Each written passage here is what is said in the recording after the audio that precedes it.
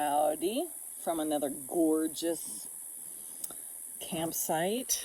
Let's see if I can show you guys. So we have, once again, you can't quite see it, but it's down there, another little happy babbling brook. I seem to be, each place I camp has water. I love it, whether it's a roaring waterfall or that nice little cool little stream that had the bridge. I didn't do a video of the BLM place I was in, and that one had a river, which was awesome. That was so nice. It was a really strong moving river, but it had little areas where you could get in and be safe. So that was cool, and there was a lot of wild horses there. It was BLM land, so in the middle of the night, you'd hear them. You could hear their little hooves pounding on the other side of the river because that was where their land was. And in the morning, if you're willing to get up early enough, they're down at the water drinking and just, doing horsey things. So that was cool.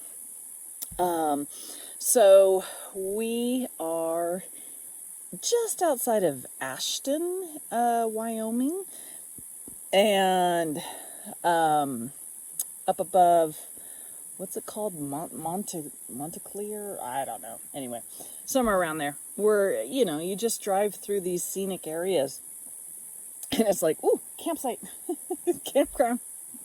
I mean, I'm happy if I see a campground because that means bathrooms and usually water, but this one doesn't. But, I have a platypus water filter, and that really good. Highly, highly recommend that one. I've had many, many others, and the platypus far and away blows them all away. This is my new favorite. Super fast, super easy. So last night, Nikki and I get here, and you can see it's cloudy above. And, reminder, we're in Wyoming, so this is a whole different ballgame when it comes to the rain. So we're I had an inkling we might get some rain, so I put the little rain tarp on top, which doesn't do much other than prevents the rain from coming in from the little skylights. And the minute we got into that tent, all of a sudden there's this wind, just whipping wind. And then the wind stopped, which was weird. It's like the storm was pushing this mass of air in front of it, and thunder, lightning all of a sudden started, and here comes little pelts of rain. Well, we ended up having rain all night long, and it was good rain. No wonder everything here is so green, so gorgeously green. I mean, the trees and the grass and the flowers and the frickin', did I say flowers? Flowers. It's just, stunning here. And, it was an interesting night. We did fine, but the tent did just fine too, as long as you're not touching the walls. Cause it's, I don't know, nylon. It's just like an umbrella. So if it's raining, it keeps the rain off of you, but if you touch it, you can feel it. It's wet. So if anything was up against the tent, it was getting wet. So we had a nice day of laying things out in the sun to dry, the sleeping bag and other things. But it was cool because, because guys, there were times that thunder was holy cannoli. I mean, it was, Nikki's like, and she'd open one eye and go back to sleep. Me, I'm like, oh, it was so loud. It was like right overhead. It's just crack. I've been in a house where you had that and the windows rattle, it's a whole nother ball game to be out in a tent. And there's a part of me going, maybe I shouldn't be out in a tent if there's lightning. And I had to start thinking, I was like, wait a minute, are you safer in a tent? Or, I don't know. And by then I was like falling back to sleep. So this is what this video is about. In my book, Living from the Gush, it talks about your choice. The choice to be, oh my God, what do I do? Oh my God, this sucks. La la la. Or the choice to embrace the little kid in you that's going, this rocks, this is so awesome, I hope we get soaked. And this was my first rain, really good rain, situation in my tent. I had been in this tent about 20 years ago during a just horrific storm like last night, even worse, and I was fine. And so I knew we were going to be okay as long as you just stayed away from the walls of the tent. And when, we got up this morning and it was quiet and all the clouds were gone mostly and the birds were doing their thing and everything's just kind of dripping and clean. And I just opened the tent door so I wasn't getting out of bed yet, but just so I could, see the brook and see everything. Yeah, there was a time when that rain was coming down that I was thinking, oh, flash flood? I am right next to this brook. But again, I was like, I can't. If it happens, it happens. I want to sleep. And so it really was wonderful when I tapped into the part of me that thoroughly enjoys everything.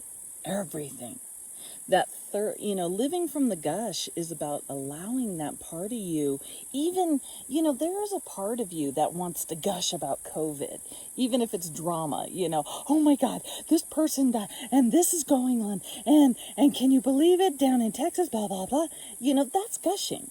And if you could allow it, there's a part of you that's like going, guess what? Guess what's happening?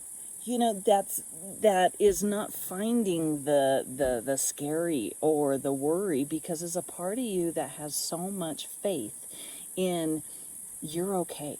You're going to be fine.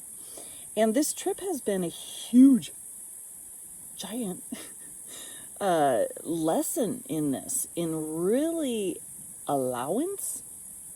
Like if I'm running low on food, and I'm kind of down to scraps here, cheese and apples, and luckily I always buy those big cans of soups, the big man soups, and Hormel chili, things like that, and that's really easy to make. These people keep driving by,